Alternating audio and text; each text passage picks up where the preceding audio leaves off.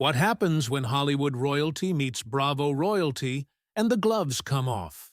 You won't believe what unfolds when Meghan Markle sits down with Andy Cohen for what was supposed to be a career-boosting appearance, only to have it spiral into one of the most explosive confrontations in late-night television history. The Duchess thought she could control the narrative, but she had no idea what she was walking into. The tension was palpable from the moment Meghan Markle stepped onto the Watch What Happens Live set. Dressed in an immaculate cream blazer that probably cost more than most people's monthly rent, she carried herself with that familiar air of calculated confidence that had become her trademark since leaving the royal family. But tonight, something felt different. Andy Cohen, seated behind his signature desk with that knowing smirk playing at the corners of his mouth, had clearly done his homework. Welcome back to Watch What Happens Live. I'm Andy Cohen, and tonight we have the Duchess of Sussex herself. Meghan Markle, Andy announced to the studio audience. His voice carried just the slightest edge that seasoned viewers would recognize as a warning sign. The applause was polite but not thunderous, and Meghan's smile seemed to tighten imperceptibly as she settled into the guest chair. "Thank you so much for having me, Andy. I'm thrilled to be here," Meghan replied, her media-trained voice smooth as silk. But those who knew her tells could see the slight tension in her shoulders. She crossed her legs with practiced elegance, clearly expecting the softball questions that had become standard fare during her carefully orchestrated media tour. Andy leaned back in his chair, swirling his signature cocktail with deliberate casualness. "So, Meghan, let's dive right in. You've been making quite the rounds lately, talking about your new projects, your life in California. But I have to ask about something that's been on everyone's mind." He paused, letting the silence stretch just long enough to make her uncomfortable. "There's been a lot of talk about your relationship with your father, Thomas Markle. He's been pretty vocal in the press lately." The shift in Meghan's demeanor was instantaneous. Her perfectly applied smile faltered for just a fraction of a second before snapping back into place, but the damage was done. Andy had struck the first nerve of the evening, and everyone in the studio could feel it. "Well, Andy, as I've said before, family relationships can be complicated," Meghan began, her voice maintaining its measured tone, but with a slight edge creeping in. "I think it's important to focus on moving forward and the positive work we're doing with Archewell, rather than dwelling on tabloid narratives." Andy nodded slowly, but his expression suggested he wasn't about to let her pivot so easily. "But these aren't just tabloid narratives, are they? Your father has been consistently trying to reach out, and from what I understand, he wasn't even invited to your wedding. That seems pretty definitive to me." The studio audience shifted uncomfortably in their seats. This wasn't the typical celebrity puff piece they were used to seeing on late-night television. Meghan's jaw tightened almost imperceptibly, and she leaned forward slightly, a gesture that body language experts would later analyze as defensive positioning. "I think there's a lot of misinformation out there about my family situation," Meghan replied, her voice now carrying a warning tone that anyone who had followed her legal battles with the British press would recognize. "My father made choices that put my safety and the safety of my new family at risk. Working with the tabloids, staging photographs, speaking to reporters without my knowledge or consent. Those aren't the actions of someone who has their daughter's best interests at heart." Andy raised an eyebrow, clearly sensing blood in the water. "But he's also said publicly that he feels you've cut him off completely. He's mentioned wanting to meet his grandchildren, your children with Harry. Doesn't he deserve a chance to make amends?" The question hung in the air like a challenge. Meghan's media training was warring with her obvious irritation, and the careful mask she'd worn for years was beginning to slip. Her voice, when she finally spoke, had lost some of its polished smoothness. "Andy, I find it interesting that you're taking the word of someone who has repeatedly violated my privacy and sold stories about me to the press over mine. My father had numerous opportunities to handle this situation privately, but he chose the public route every single time." Her tone was becoming sharper, more clipped. I have to protect my children from that kind of toxicity. The audience was now completely silent, sensing they were witnessing something unprecedented. Andy, however, seemed energized by the pushback. He leaned forward, his expression a mixture of journalistic curiosity and barely contained excitement at having cracked through her carefully constructed facade.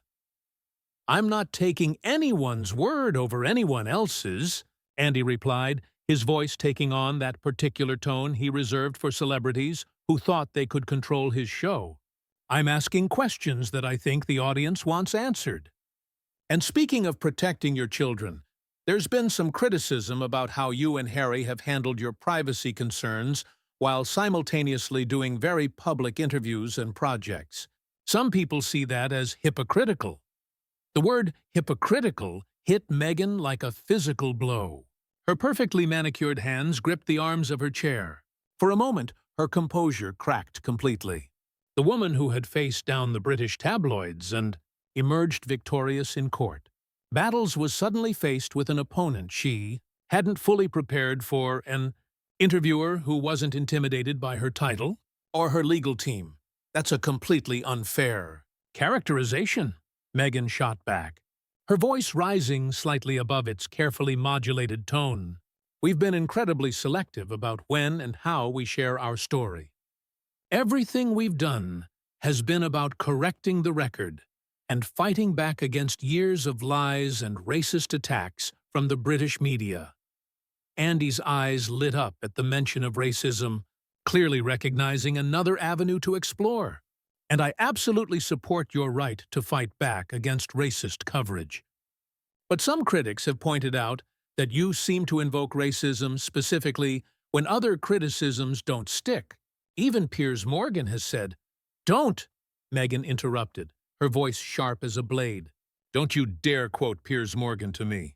That man has been obsessed with me for years, and his behavior has been borderline stalking.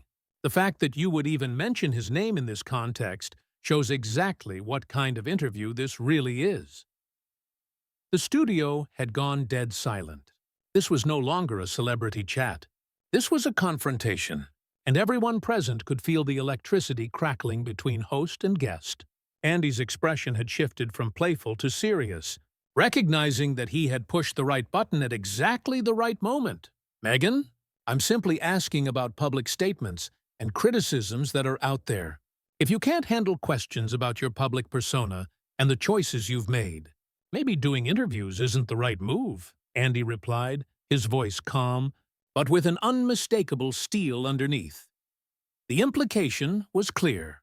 She had walked into his house, and she would play by his rules. Meghan's face flushed slightly, a combination of anger and embarrassment at being so directly challenged on live television. She had clearly expected the differential treatment she'd grown accustomed to from sympathetic interviewers. Not this relentless probing into the contradictions and controversies that surrounded her public image. "I can handle questions just fine." "Andy," Meghan replied, her voice tight with barely controlled anger. "What I can't handle is the continued perpetuation of false narratives and hit pieces disguised as journalism. I came here tonight thinking this would be a respectful conversation about my work and my projects, not another opportunity for you to pile on with the same tired talking points that have been used against me for years." Andy sat down his cocktail and looked directly at her, his expression now completely serious. "This is respectful conversation, Meghan. These are legitimate questions about your public statements and actions. If you find them uncomfortable, maybe that says something about the positions you've taken rather than the questions I'm asking." The commercial break that followed felt like the calm before a hurricane. During the brief intermission, Meghan could be seen adjusting her blazer with sharp, agitated movements, while Andy conferred quietly with his producers. When the cameras rolled again, the atmosphere in the studio had somehow grown even more charged. "Welcome back to Watch What Happens Live," Andy announced, his voice carrying a dangerous undertone that regular viewers knew meant someone was about to get eviscerated. "We're here with Meghan Markle, and we were just discussing some of the public criticism surrounding her media strategy." He turned to face her directly, and the smile on his face was anything but friendly. "Now, Meghan, I want to talk about something that's been bothering a lot of people. You and Harry did that massive Oprah interview where you made some pretty serious allegations about the royal family. But since then, several of your claims have been, let's say, questioned." Meghan's entire body tensed. This was the minefield she had hoped to avoid. But Andy was walking straight into it with the confidence of someone who had done his research and wasn't afraid to use it. "I stand by everything we said in that interview," Meghan replied, her voice ice-cold. Every single word was the truth. "And frankly, I'm tired of having to defend our lived experience to people who weren't there and have no idea what we went through." Andy leaned back, clearly relishing the moment. "But that's just it, Meghan. Some of your lived experience doesn't seem to match up with documented facts. For instance, you claimed you and Harry were married 3 days before the royal wedding in a private ceremony. But the Archbishop of Canterbury himself later clarified that what you had was a private exchange of vows, not a legal marriage. That's a pretty significant distinction." The color drained from Meghan's face. She had clearly not expected Andy to dive this deep into the specifics, and her media training hadn't prepared her for someone who would fact-check her claims in real time on live television. "That's semantics," she shot back, but her voice lacked its earlier conviction. "The important thing was the spiritual and emotional commitment we made to each other. The legal ceremony was just for the public." "Semantics?" Andy's eyebrows shot up. "Meghan, you literally told Oprah that you got married 3 days before. Those were your exact words. And when the head of the Church of England has to publicly correct your statement, that's not semantics. That's a factual error at best, and at worst." He let the sentence hang in the air. "At worst, what?" Meghan snapped, her composure finally beginning to crack in earnest. "What exactly are you implying, Andy?" The studio audience was now completely riveted. This had gone far beyond typical celebrity gossip and had entered the realm of journalistic confrontation. Andy's expression was serious, almost prosecutorial. "I'm not implying anything, Meghan. I'm stating facts. And the fact is, you made claims in that interview that were demonstrably false. The timeline you gave about when you supposedly had your passport and keys taken away doesn't match with documented royal engagements you attended. Your claim about not knowing anything about Harry or the royal family before you met is contradicted by your own social media posts and interviews, where you talked about Princess Diana and the royal wedding. Each point hit Meghan like a physical blow. Her carefully constructed narrative was being dismantled piece by piece on live television, and she was clearly struggling to maintain her composure. "You're cherry-picking details and taking things out of context," she protested, but her voice was now shaking with barely controlled rage. "You're doing exactly what the British tabloids did, twisting my words and ignoring the bigger picture of institutional racism and the mental health crisis I was going through." Andy's expression didn't soften. If anything, he seemed to sense weakness and pressed harder. "I'm not twisting anything, Meghan. I'm quoting you directly. And speaking of mental health, you claimed in that interview that you were denied help when you reached out, but multiple royal correspondents have since revealed that the palace has an extensive support system for family members, including mental health resources. Are you saying that entire system was kept secret from you specifically?" The question was devastating in its precision. Meghan's face had gone from pale to flushed, and her hands were visibly trembling. She was clearly out of her depth, facing an interviewer who had done his homework and wasn't intimidated by her victim narrative. "Those royal correspondents are mouthpieces for the institution," she replied, her voice rising. "Of course they're going to defend the system. You have no idea what it was like to be trapped in that situation, to have your every move monitored and controlled. But you weren't trapped, were you?" Andy shot back. "You left. You made the choice to step back from royal duties and moved to California. You had agency throughout this entire situation. Yet, you continue to present yourself as a victim with no options. The word victim seemed to trigger something primal in Meghan. Her eyes flashed with genuine anger, and for the first time all evening, her media training completely abandoned her. "How dare you?" she hissed. "How dare you sit there and minimize what I went through? You have no idea what it's like to have an entire institution turn against you. To have the press write lies about you every single day, to fear for your safety and the safety of your unborn child." Andy remained unmoved by her emotional outburst. "I don't minimize anything, Meghan, but I also don't think being asked legitimate questions about inconsistencies in your public statements constitutes an attack. You've built a media empire on your royal experience and your grievances against the institution.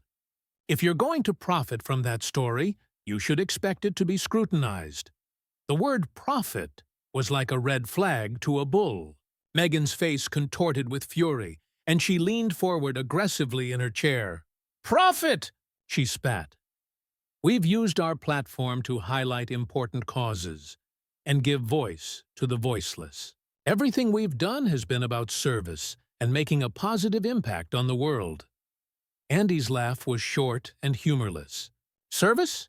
Meghan, you signed a $100 million deal with Netflix. You have podcast deals, book deals, speaking engagements that command six-figure fees. Your service has made you incredibly wealthy. Let's not pretend this is all altruistic." The studio had gone dead silent again. But this time, the energy was different. The audience could sense that something fundamental had shifted, that this confrontation had reached a point of no return. Meghan's face was now bright red with rage and humiliation. "Our success doesn't negate our commitment to service," she replied through gritted teeth. "And frankly, I find it interesting that a man who built his career on gossip and celebrity drama is lecturing me about authenticity and public service." It was a low blow, and everyone in the room knew it. Andy's expression darkened considerably, and his voice took on a tone that his regular guests knew meant they had crossed a line. "At least I'm honest about what I do, Meghan. I don't pretend to be saving the world while cashing checks and settling scores with my family on international television. I don't claim to want privacy while doing tell-all interviews and reality shows." The tension in the studio was suffocating as Andy and Meghan stared each other down across the desk. The audience sat in stunned silence, witnessing what would undoubtedly go down as one of the most explosive celebrity interviews in television history. "You know what, Meghan?" Andy said, his voice dropping to a dangerously quiet level. "Since we're being honest here, let's talk about the real elephant in the room. Your pattern of burning bridges with everyone who doesn't give you exactly what you want." Meghan's eyes widened in shock and fury. "Excuse me? Your father, your half-sister, your former friends, the royal family, former staff members who have all spoken out about working with you. At what point do you look in the mirror and ask yourself if maybe you're the common denominator in all these fractured relationships?" The question hit like a nuclear bomb. Meghan's mouth fell open, and when she finally found her voice, it was shaking with rage. "How dare you suggest that I'm responsible for other people's betrayals? These people sold me out for money and fame. They couldn't handle my success." Andy leaned forward, his eyes blazing. "Or maybe they couldn't handle your behavior. Your former best friend, Jessica Maroney, your father, palace staff. They all tell the same story about someone who demands absolute loyalty, but gives none in return." "That's complete nonsense," Meghan shot back, but her voice cracked. "My father chose the tabloids over his own daughter. The palace staff leaked stories about me to protect other members of the family." "Did they?" Andy challenged. "Or did they finally get tired of being blamed for everything while you played the victim? Because from where I'm sitting, it looks like you've turned victimhood into a brand, and anyone who questions that narrative gets thrown under the bus." Meghan's hands were clenched into fists. She was clearly struggling to maintain any semblance of composure. I will not sit here and let you psychoanalyze me based on tabloid gossip, she hissed. You don't know me, and you certainly don't know what I've been through. Andy's smile was razor-sharp. But I do know what you've said publicly, and your version of events keeps changing. In the Oprah interview, you claimed you never Googled Harry or the royal family, but years earlier, you posted about watching William and Kate's wedding. Which version is true, Meghan? The direct confrontation with her contradictions was devastating. Meghan's carefully constructed facade was crumbling in real time. Those are completely different contexts, she stammered, but her voice lacked conviction. I may have been aware of major royal events, but I didn't research Harry specifically. But that's not what you said, Andy pressed relentlessly. You painted yourself as this naive American who stumbled into royal life completely unprepared. But your own social media history contradicts that entire narrative. Meghan was now visibly shaking with rage and humiliation. You're twisting everything. You're taking things out of context and building a narrative that fits your agenda. My agenda? Andy laughed bitterly. Meghan, I'm using your own words. If your narrative doesn't hold up to basic scrutiny, that's not my problem. That's yours. The breaking point had arrived. Meghan suddenly stood up from her chair. Her movement was so abrupt that it startled everyone in the studio. I don't have to sit here and listen to this character assassination, she declared, her voice shaking. This isn't journalism. This is a hit job, and I refuse to participate in it. Andy remained seated, looking up at her with mock concern. Meghan, sit down. If you can't handle having your public statements questioned, maybe you shouldn't make them in the first place. Don't you dare tell me to sit down, Meghan snapped, her composure completely gone. I came here in good faith, and instead, you've spent the entire time attacking me with lies and distortions. I've spent the entire time asking you about things you've said publicly, Andy replied calmly. If you consider that an attack, what does that say about the things you've said? The question was the final straw. Meghan's face contorted with rage, and she took a step toward the desk. You know what this is really about? She shouted. This is about a bitter man who makes his living tearing down successful women. You can't stand that I built something meaningful while you're still sitting behind this desk gossiping. Andy's expression darkened, but he leaned back with a cold smile. At least I'm honest about what I do, Meghan.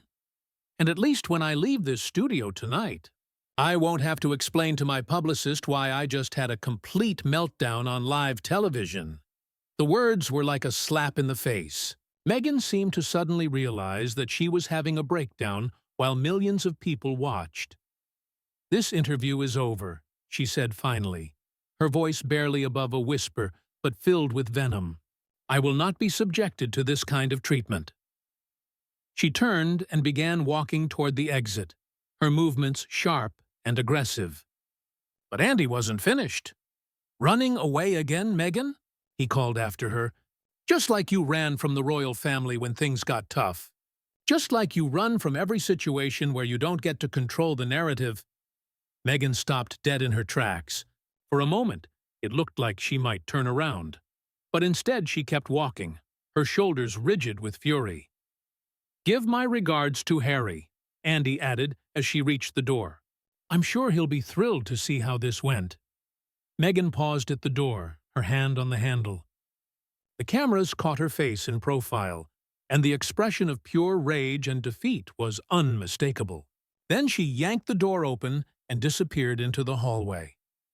Andy turned back to the cameras, his expression a mixture of satisfaction and disbelief. The audience sat in complete silence. Well, Andy said finally, straightening his tie, I guess that's one way to end an interview. The most explosive celebrity interview in recent memory was over, ending with a dramatic exit that would be replayed for years to come. Meghan Markle had walked into Andy Cohen's domain thinking she could control the conversation, only to discover that some narratives can't be managed, and some interviewers refuse to be charmed into submission. The Duchess had finally met her match, and the entire world had watched her crumble under pressure. The interview that was supposed to rehabilitate her public persona had instead become the defining moment that exposed the contradictions. Her critics had long suspected this was a battle that Meghan Markle had not only lost, but lost spectacularly and on the biggest stage possible.